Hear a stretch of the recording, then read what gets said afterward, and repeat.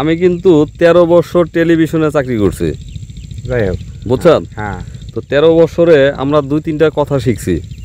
প্রথম কথা, পারি না, পারবো না এই ধরনের শব্দ বলা যাবে না। জি দ্বিতীয় কথা, করব সেটাও বলা যাবে না। আলম ভাই, জি ভাই, শাক তো অনেক কিনে খান, হ্যাঁ এই শাকের কালার একটু বলেন তো।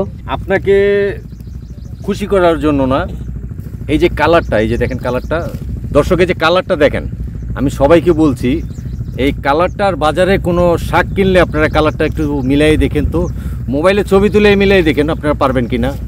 আমি 100% গ্যারান্টি দিলাম, কারণ আমি এই শাক কয় টাকার হবে, 100 টাকার শাক নিব, এই ঢাকা থেকে শরীয়তপুর এসে আমি 100 টাকার শাক নিব, কিন্তু 100 টাকার শাক কি আমি ঢাকা কিনে খেতে পারতাম না? পারবেন। আমি এখানে থেকে নিচ্ছি কেন, এটা বিষমুক্ত, প্লাস কালারটা দেখে আমার আর লোভ মারলো না, তাই আমি শাক তুলতেছি।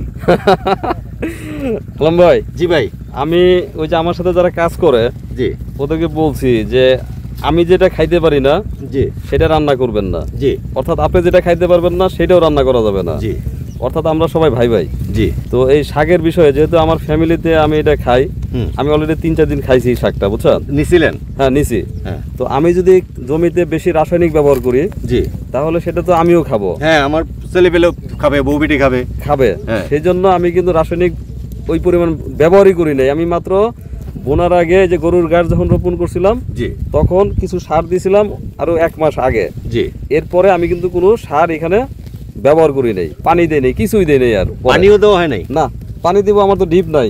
আচ্ছা আচ্ছা, তো দোয়া করেন ডিপ শীঘ্রই চলে আসবে। হ্যাঁ। তো এই যে শাক যেটা দেখতেছেন, মানে একদম ওই 1 মাস বা 6 মাস আগে যেটা দিছিলাম সার, হ্যাঁ, ওই সারের উপর ভিত্তি করে এতটুকু হয়েছে, বুঝছেন? আচ্ছা আচ্ছা, এখন আমরা এই যে এরপর আর কিছু দেই নাই। তো আপনি খেলেই বুঝবেন এরকম হয়েছে কালার, এরকম হয়েছে। ভাই আমার কাছে একবারে ফুলের মতো লাগতেছে, আর অরিজিনাল লাল শাক এটা।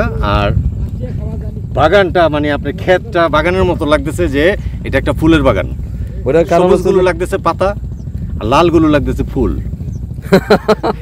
এমন লাগতেছে আমার কাছে। এটা খাওয়ার সময় অবশ্য আপনার কথা মনে পড়বে।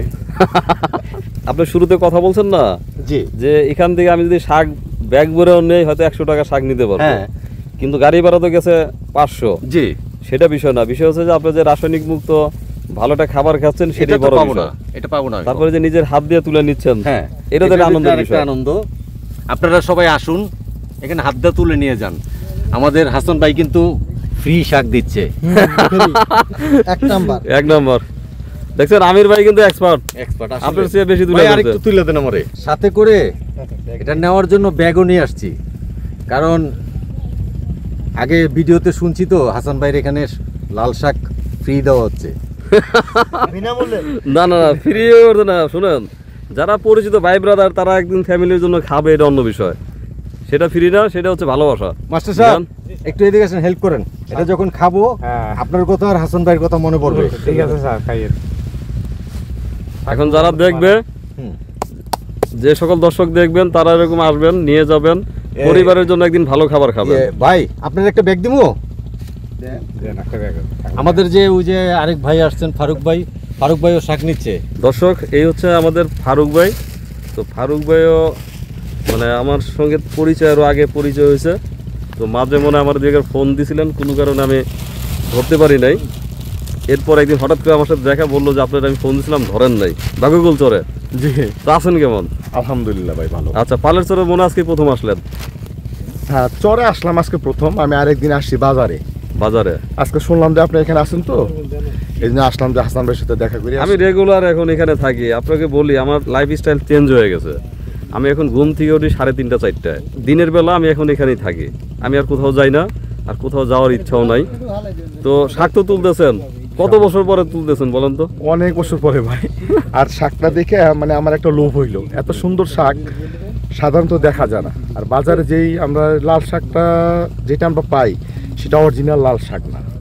আমি ওরকম ভাবি যে মাঝে মাঝে কালারটা জানি কেমন। হ্যাঁ, ওটা অরিজিনাল লাল শাক না, ওটা হলো একটা লাল ডাঁটা আছে, ওটা ছোট যেটা, ওটা পাতাটা দেখবেন একটু সবুজ সবুজ থাকে। আর আপনার এটা মাশাআল্লাহ যেটা দেখলাম, এটা হলো অরিজিনাল লাল শাকটা, বুঝছেন? এবং কেমিক্যাল ছাড়া ন্যাচারাল যে জিনিসটা আল্লাহ পাক দিছে, সেই জিনিসটা এখানে আছে। এই জন্য দেখে মানে একটা আগ্রহ হইল যে তুলেন। আর ভাই, কথা শুনছিলাম হয়তো মানে ভাগুকুলতরে তো আপনি জমি নেওয়ার কথা শুনছিলাম, ইনশাআল্লাহ। নিচের ওখানে নাকি? না, ইনশাআল্লাহ নিবো আর কি। আচ্ছা, তো দেন এরকম চাষাবাদ করলে আমরাও বেড়াইতে যাবো ভাগুকুলে। ইনশাআল্লাহ আসবেন। জি জি। আর আপনার সাথে তো নিয়মিত যোগাযোগ থাকবে। এখানে যদি আমি আসি তাহলে তো সবসময় আপনার সাথে যোগাযোগ থাকবেই। আপনি আলম ভাই এর সাথে তো আমার যোগাযোগ থাকবে ইনশাআল্লাহ ইনশাআল্লাহ। সবসময়। আর আপনাদের কাছ থেকে সহযোগিতা তো আমি অবশ্যই পাবো, আশা করি। ইনশাল্লাহ। ছোট ভাই হিসাবে সহযোগিতা করবেন। আর কিসের ছোট ভাই, আপনি আমার সাথে কত বড় ভাই। একটা কথা কি যে আসলে আমি মানুষকে চাচ্ছি, যেমন আজকে আপনি আসছেন না, এরপরে আসলে ভাবি সহ আসবেন। কেন জানেন?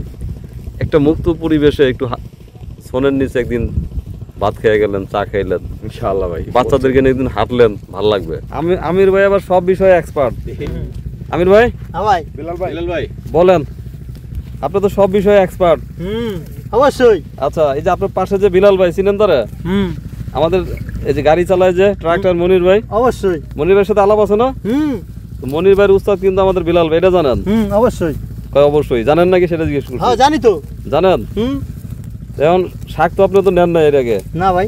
আজকে নিয়ে যান ইনশাআল্লাহ ভাই। আর আপনি কিন্তু আমি আসলেই বলেন যে লাউ দিবেন আমারে, মাছ দিবেন আমারে, কিন্তু কিছু দেন না। না না যাই তো না। যাই নাই। সে আমার খালি যাইতে বলে, আমি যাই নাই আর কি, ওদিকে এদের পাড়ার দিকে যাই নাই। আমার দর্শক, এ হচ্ছে আমাদের বিলাল ভাই। বিলাল ভাই হচ্ছে যারা মনির ভাইকে চিনেন, মনির ভাইয়ের উস্তাদ। তো একটু সংক্ষেপে বলি, বিলাল ভাই একটু কথা কম বলে। পালেশ্বর সেকেন্ড বার আসি, সেদিনকে আমি, বিলাল ভাই, মনির ভাই একসঙ্গে ট্রলার পার হচ্ছিলাম। জি তো এই পারে আসার পরে মনির ভাই তো একটু বেশি চালাক লোক, জি। তো মনির ভাই আমার অনেক সময় দিল। বিলাল ভাইয়ের গাড়ি বুঝাই দিয়ে তেল ভরা আমার বললো যে চলেন। তো যে কারণে মনির ভাইয়ের সঙ্গেই আমার চলাফেরাটা বেশি। জি আর আপনি পড়ে গেলেন ফাঁকে। জি জি। তো আশা করি মানে আর ফাঁকে থাকবেন না, ঠিক আছে? তো আলহামদুলিল্লাহ মনির ভাই এখন ভালো আছেন। মনির ভাই সারাদিন ব্যস্ত, এই যে জায়গা জমি নিয়ে, চাষাবাদ নিয়ে। তো আল্লাহর কাছে দোয়া করি এই মনির ভাই আরো ব্যস্ত হোক, মানে কর্মময় হোক জীবন। তো আস্তে আস্তে আপনার জীবন আরো বেশি কর্মময় হোক, কি বলেন? ঠিক আছে মাস্টার, জি স্যার।